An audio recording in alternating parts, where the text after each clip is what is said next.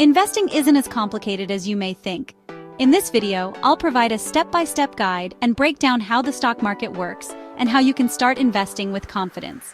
Whether you're looking to build wealth, save for retirement, or simply learn how to make your money grow, understanding how it all works is key. Financial independence doesn't happen overnight, but learning how to invest is a powerful first step.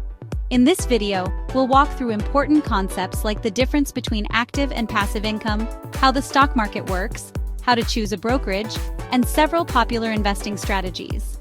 By the end, you'll have the knowledge you need to confidently take your first step into the stock market. Let's start with evaluating the differences between active and passive incomes.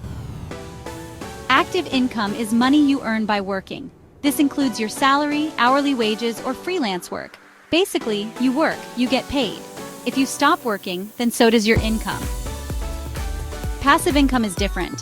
It's money earned with little day-to-day effort once you've set it up. Let's go over why investing is a great way to build passive income.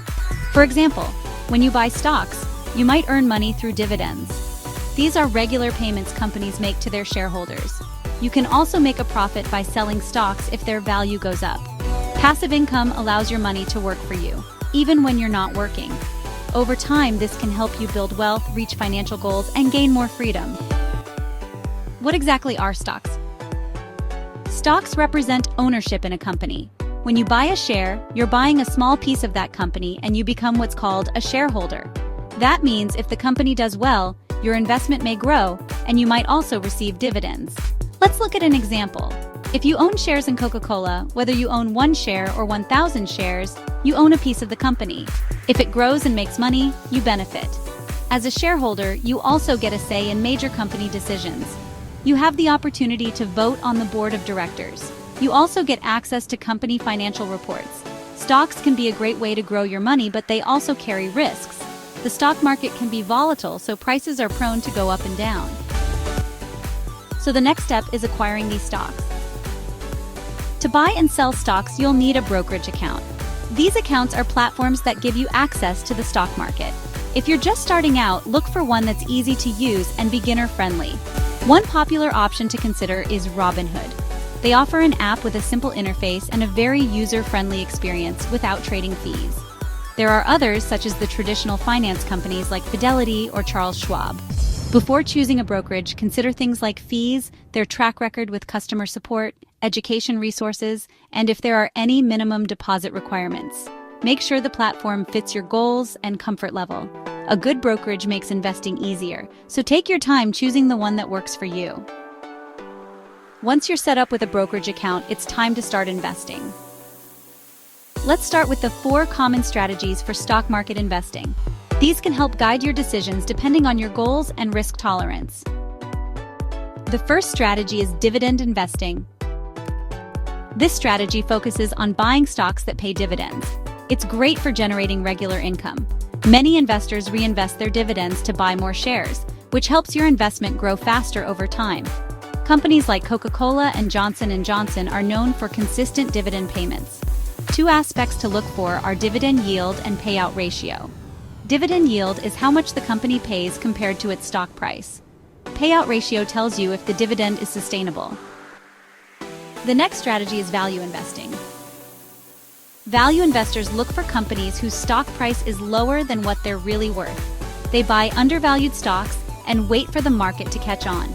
Warren Buffett is a well-known value investor. He looks for strong, well-managed companies that are trading at a discount.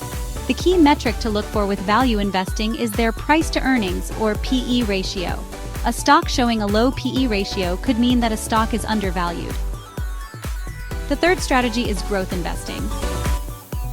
Growth investors focus on companies that are expanding quickly.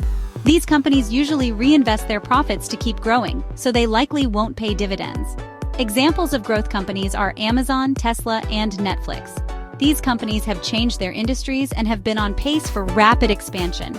Growth investing offers big potential, but also more risk, since stock prices can be quite volatile. The last strategy is index fund investing. An index fund is a collection of stocks that mirror a market index, like the S&P 500, for example. Instead of picking individual companies, you invest in the whole market.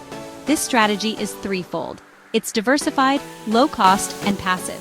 It spreads out your risk, requires fewer fees than managed funds, and there's no need to constantly monitor or make adjustments. Because of these things, index funds are a great option for beginners. They're simple, low maintenance, and have historically performed well over time. Successful investing is all about having a long-term mindset. The stock market goes up and down. That's normal, but historically, it has always recovered and grown. Don't panic when prices drop. Avoid emotional decisions like selling in a downturn. Instead, stay the course and let your investments grow over time. To simplify it, remember, sell high and buy low. Another long-term strategy to consider is dollar cost averaging. This means investing a fixed amount regularly, no matter what the market is doing. This helps reduce the impact of market swings and builds discipline. Following these strategies will give you a solid foundation to begin investing confidently. Start small. Even $5 or $10 a week can really start to add up over time. The important thing is to get started and stay consistent. Investing is a marathon, not a sprint.